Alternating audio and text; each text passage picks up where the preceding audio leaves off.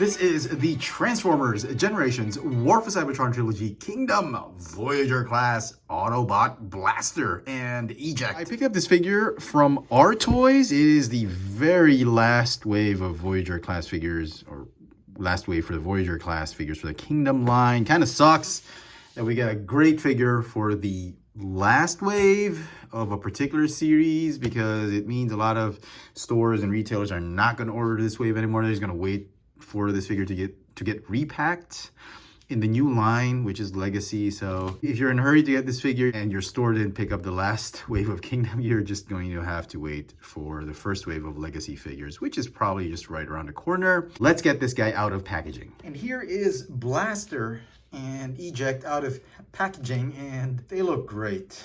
Absolutely amazing. This is everything you would expect from a Generations line Blaster that's heavily inspired by the G1 mythology, or the G1 source material.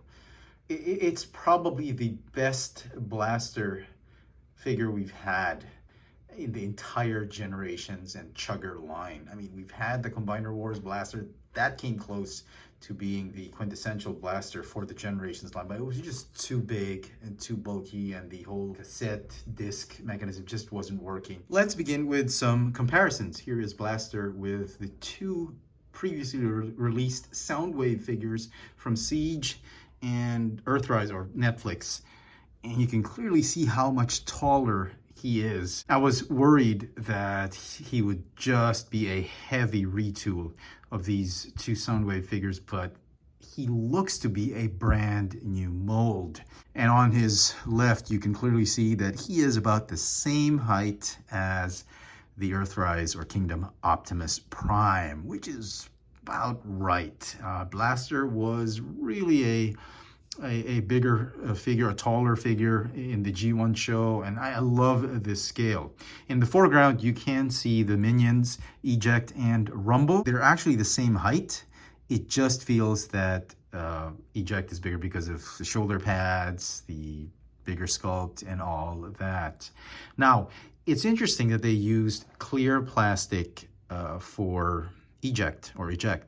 Rumble uses the opaque plastic, and the only explanation I can think of, because I don't think he transforms into an Energon weapon, the only explanation that I can think of is back in the 80s, if you bought blank cassette tapes, like from, I don't know, made in Japan tapes like TDK or Sony, they would come in this clear plastic. Point being is so you could clearly see how much magnetic tape you had, and that is the only explanation I can think of why they made him clear, unless in the future he's going to combine to form an Energon weapon that I don't know of, but I hope not. Anyway, the figure also came with an amazing card. I was so shocked that I got this. I got lucky with Unicron. Oh my goodness. I'm just glad I didn't get another Black Arachnia or Dinobot or Optimus Prime or Megatron, but look at that artwork. So pleased. One of those few moments in life where I get lucky with a Hasbro product. I checked the figure. So far, there are no quality defects. I got an amazing card. My bad luck is nowhere present with this Hasbro product. So the figure comes with Eject. The sculpt is pretty good. There's a lot of G1 aesthetics and details going about it. Just a little too clear for me, but okay. Articulation for this figure, he's got a ball jointed neck, no waist articulation. The shoulders can go in and out, arms can go forward and backward, a little tight. Elbows are on ball joints. The hips or the legs, you go forward and backward, you can do the splits. Ball jointed knees. Yeah, there's a fist sculpted in there. And there's some toes right there. It's just very hard to appreciate it because of the clear plastic. But nevertheless, if they were to pick a clear plastic for this figure, I think the blue clear plastic really worked out for this one. I really like it. It feels like it's crystalline blue. Transformation for this figure. Start with the head, rotate it, and fold it back like this. The arms. I'm going to fold them inward like this, and they're going to form those holes in the cassettes, the cassette tape spools. Hold them up like that, like this. And there you go. There is cassette mode. This is rumble. They're basically about the same size. So that means you can also interchange this guy. Instead of just going into Blaster, you can put him also in Soundwave if you wanted to do that. Now to get him into Blaster, if you remember your old boombox tape deck, there are these buttons that go play, rewind, fast forward, and pause or record. So it doesn't really push down. What it does is you push it inward to pop open the chest, and that's where you put eject as a cassette, close it up. A little weird, but okay. He can't push himself. It's very difficult. He's got his finger out. For the right hand, it's supposed to push, but it's just not happening. Not unlike Soundwave, who can really push himself, push his button. Blaster comes with this really nice sculpted blaster rifle. It is G1 inspired, very solid, very little hollow pieces. The figure itself, very nice, very clean, hardly any kibble going on with this figure, and very, very G1. That head sculpt, absolutely stunning. This is G1 Blaster, definitely a little angry though. I remember him having a little bit more of a friendly face. This one, he feels like he's a little bit angry. I love the colors on this figure.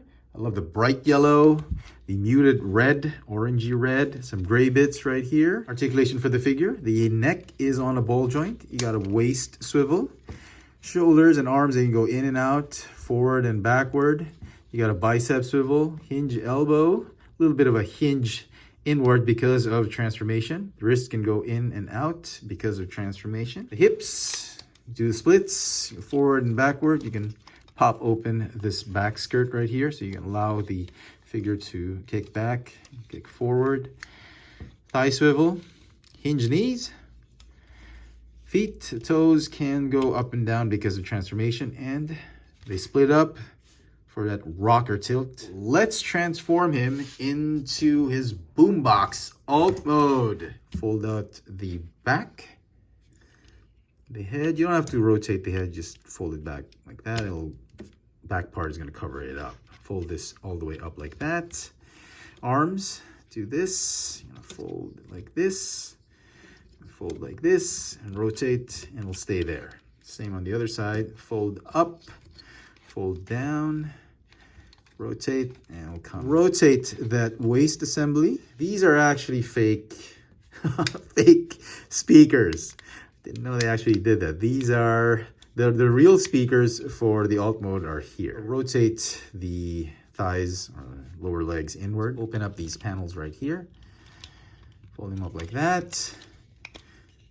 Like that. Feet, I'm going to fold up. And here is the trickiest part of the transformation.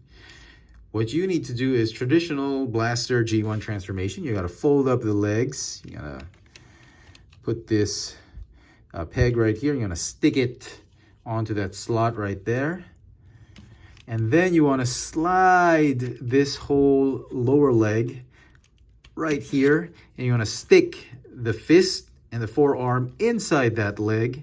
If you can do it, you gotta, what I do is I tilt the arm a little bit, shoot it in until you're able to, come on, just put it inside that leg. Tab in that thigh onto the forearm, and then slide that whole arm assembly. I spoke too soon. This was a lot trickier. Slide it inside that leg. I don't know what happened here. Seriously. I mean, this should have been an easy transformation, but it looks difficult, especially when the first time you're trying to do it. I wish they could have fixed a little bit of the clearance issues there, but it's really a tight fit. That's probably the only negative comment I'm going to say about this figure. And then finally, that skirt piece is going to fold in and lock those legs, tab them in, and yeah, so that's almost done. These pieces right here, just like G1 style, G1 Fashion Blaster, you're gonna slide them and combine them to form the handle of the boom box. This is how you carry them. Really looks like a solid boom box, and then the gun peg onto the back. You don't really have to do that, but if you need the place to store it, that's where it's gonna be. It really is cool. I mean, so much G1 vibe. I mean, if you have no idea what kind of machine this is or sound machine this is, then you're so young and lucky. But this was how we listened to music when I was a kid. Growing up watching the Transformers, you'd open up, play your cassette, sound wave, and the scale is almost correct. Actually, it's not. A boombox should be way bigger. A cassette tape recorder should be a little bit smaller. It should be about this size. So he's obviously too big, but who cares, right? These two are so iconic. G1 Transformers, fan favorites. I just love them. Some final thoughts on Kingdom Blaster. I absolutely love this figure. I think Hasbro and Takatomi did a wonderful job designing it. It is so G1. I love this modern update, and I think they did it right this time. It doesn't turn into a jet, doesn't turn into a weird looking spaceship, or it doesn't turn into like a Cybertronian car or truck or whatever. It's an honest to goodness G1 inspired Generations blaster that turns into a boombox. The figure is very streamlined, hardly any kibble. The sculpt is amazing, and you get Eject as an extra figure with this Voyager class figure. I think that's great.